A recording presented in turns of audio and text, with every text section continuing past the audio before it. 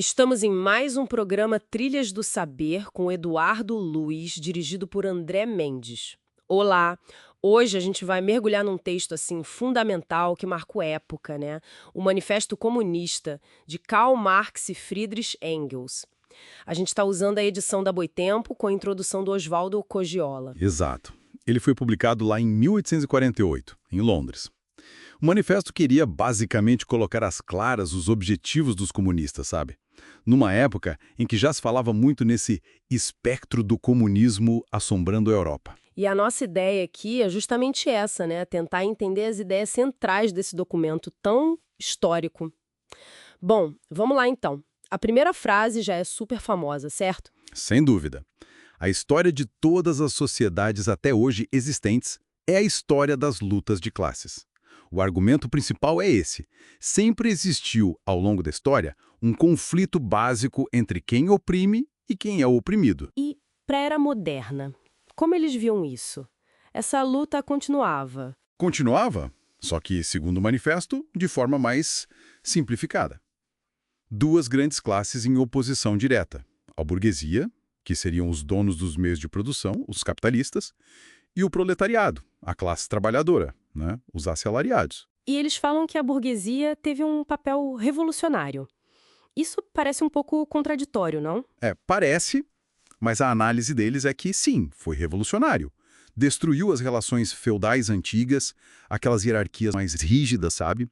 Criou um mercado mundial, desenvolveu forças produtivas de uma forma gigantesca, conectou os países. Mas teve um custo, né? O texto fala em transformar tudo em dinheiro, em valor de troca. Exatamente. Esse é o outro lado. Dizem que a burguesia meio que despiu as profissões daquela aura antiga, médico, poeta. Tudo vira trabalho assalariado. As relações de família também. Perdem o sentimentalismo, viram relações de dinheiro. E concentrou a propriedade, o poder. E aí que a coisa fica interessante. Porque o manifesto diz que essa mesma burguesia que construiu tudo isso acabou criando quem ia derrubá-la.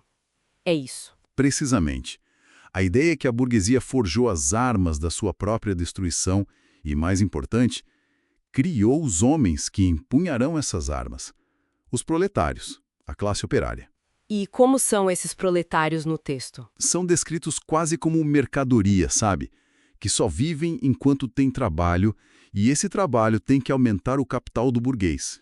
Eles ficam sujeitos à competição, às crises. Mas eles não ficam parados, imagino. A luta deles evolui. Sim, sim. O texto descreve uma evolução. Começa com atos isolados, depois os trabalhadores de uma fábrica se unem, depois de um setor, até que eles se reconhecem como uma classe com interesses em comum. Aí formam associações, sindicatos e, eventualmente, um partido político. Certo. E os comunistas, onde eles entram nessa história toda? São um partido separado? Olha, o manifesto diz que não, que os comunistas não formam um partido à parte, mas são, digamos, a vanguarda, a parte mais decidida dos movimentos operários de cada país. O objetivo deles é o mesmo do proletariado em geral: se organizar como classe, derrubar a burguesia e tomar o poder político. E a famosa abolição da propriedade privada? É o fim de tudo que é privado? Então, essa é uma parte que gera muita confusão, né? O texto faz uma distinção importante. O alvo é a abolição da propriedade burguesa. Ah, não qualquer propriedade? Não. Eles definem a propriedade burguesa como aquela que se baseia na exploração do trabalho de outros para gerar mais capital. Eles argumentam que a pequena propriedade, fruto do trabalho pessoal, o próprio capitalismo já estaria destruindo. O que eles querem abolir é o caráter de classe da propriedade, essa base na exploração. Entendi. Faz mais sentido essa nuance. E o que eles propõem fazer na prática depois de tomar o poder? O manifesto lista algumas medidas que eles chamam de revolucionários. Coisas como expropriar a propriedade da terra, criar um imposto de renda progressivo forte, centralizar o crédito, os transportes nas mãos do Estado, educação pública e gratuita para todo mundo. São medidas bem radicais para a época, né? Sim, a ideia era usar o poder político para, aos poucos, tirar todo o capital da burguesia e centralizar os instrumentos de produção no Estado, que seria controlado pelo proletariado organizado. E eles também criticam outras ideias socialistas que existiam na época, certo? Exato. Tem uma parte grande do texto dedicada a isso.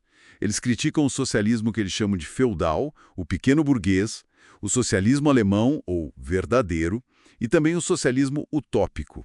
A ideia era diferenciar a proposta deles, que consideravam científica, dessas outras correntes. Entendi.